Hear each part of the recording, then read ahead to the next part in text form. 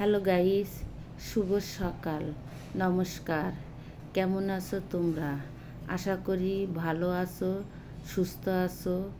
আর আমরাও এক প্রকার ভালোই আছি। আজকে আমি একটু তাড়াহুড়া করে ব্রেকফাস্ট করে নিব। সকালে 6টায় ঘুম থেকে উঠেছি। আমার ব্রেকফাস্টটা তৈরি করে আমি খেয়ে নিয়েছি। তারপরে আমি দুপুরের জন্য রান্না চাপিয়ে দিয়েছি। তাড়াহুড়া করে রান্না করছি, কারণ আমি আজকে মার্কেটে যাব। সেজন্য প্রথমে আমি মিনি মাছ দিয়ে ডাঁটা আর কাঁঠালের বিচি দিয়ে রান্না করব। মাছগুলো আমি আগে ভাজি করে ব্যাক ক্যামেরায় রেখে দিয়েছি। এবার আমি এই কড়াইতে ডাঁটা এবং কাঁঠালের বিচি দিয়ে ভালো করে তেলের সাথে নাড়াচাড়া করে রান্না করে নিচ্ছি, যাতে তেলের সাথে ডাঁটাটা একটু ভাজি ভাজি হয়। এবং তেলের সাথে ডাঁটা যদি এইভাবে করা হয়, তাহলে কালারটা এভাবেই থাকবে, কালার আর চেঞ্জ হবে না। এর মধ্যে দিয়ে দিয়েছি ধনে উইথ জিরার গুঁড়া, দিয়ে দিয়েছি হলুদের গুঁড়া, দিয়ে দিয়েছি কাঁচামরিচ। এটা কাঁচামরিচেই রান্না করতে হবে। এর সাথে সমস্ত উপকরণ একইভাবে ডাঁটার সাথে নেড়েচেড়ে মিশিয়ে নিচ্ছি। তারপরে আমি এতে ঝোলের জন্য জল দিয়ে দিলাম পরিমাণ মতো। নাড়াচাড়া করে যখনই জাল উঠে যাবে এবং একটু হয়ে আসবে অর্ধেকটা, তখন ঢেকে দিব। ঢাকনা খুলে আবার নাড়াচাড়া করব, যাতে মশলাগুলো ভালোভাবে মিক্সড হয়। এবার আমি মাছটা দিয়ে দিলাম, দিয়ে আস্তে করে নাড়াচাড়া করতে হবে, যাতে মাছটা ভেঙে না যায়। এরকম পাতলা ঝোল দেখলে কি হবে বন্ধুরা, এটা খেতে খুব সুস্বাদু এই গরমে। আর ডাঁটা, কাঁঠালের বিচি আর মিনি মাছ অসাধারণ রান্না হয়। এটা এরকম হলেও কিন্তু খেয়ে দেখবে না তোমরা রান্না করে। তোমরা তো অবশ্যই ভালো ভালো রান্না করো, কিন্তু আমি যেটা পারি এটাই তোমাদের দেখাচ্ছি। কিন্তু এটা তোমরা একদিন করে খেয়ে দেখো, খুব সুন্দর লাগবে। আমার তরকারিটা হয়ে গিয়েছে। এখন আমি আরেকটা চুলায় ডাল বসিয়েছিলাম, ডালটা গুটে দিচ্ছি, গুটে তেলে দিয়ে দিব। তারপরে ওই চুলাটায় আমি ভাত বসিয়েছি, ভাতটাও আমার হয়ে এসেছে। এরপর আমি খাওয়া দাওয়া সেরে মার্কেটে চলে গেছি।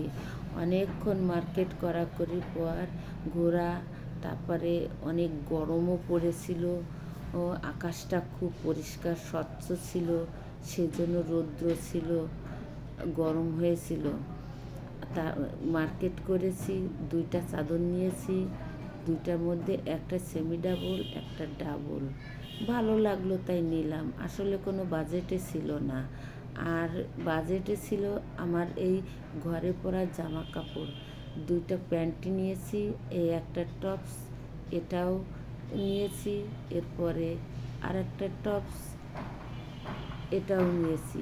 খুব সফট, গায়ে দিতে আরাম, ঘরে পরে খুব আরাম পাওয়া যায়, সেই জন্যই নিয়েছিলাম। আর মা বলেছিল তুলসী গাছ আনতে, তাই একটা তুলসী গাছও নিয়ে এসেছি। কাঁচা বাজার অনেকটাই করেছি, দুজনে গিয়েছি তো একসাথে অনেক বাজার করেছি। এই যে দেখছো বন্ধুরা কাঁচা বাজার এগুলো। তারপরে আমি মাংস নিয়েছি, মাছ, ডিম, মরিচ, লতি, তারপর লবণ, চাপাতি, ওপাশে এলাচ দারচিনিও নিয়েছি।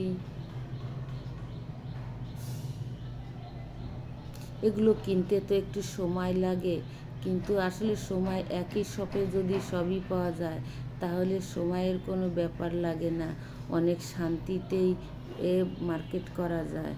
তা আমরা গিয়েছিলাম প্রিন্স বাজারে। এদিকে বিকালও হয়ে গিয়েছে, ক্ষুধা লেগেছে, তাই আমরা দুজনে বসে একটু চা খেয়ে নিচ্ছি। চা খাওয়ার সময় আমরা গান শুনে শুনে চা খাবো।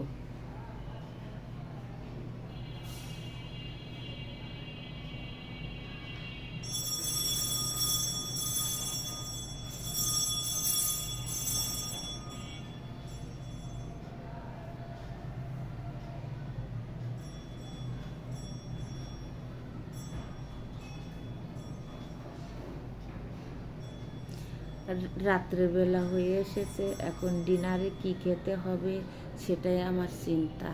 ভাবলাম রাত্রের কিছু, দুপুরের কিছু আছে, আর পটল ভাজি করব আর একটা মাছের ঝোল করব।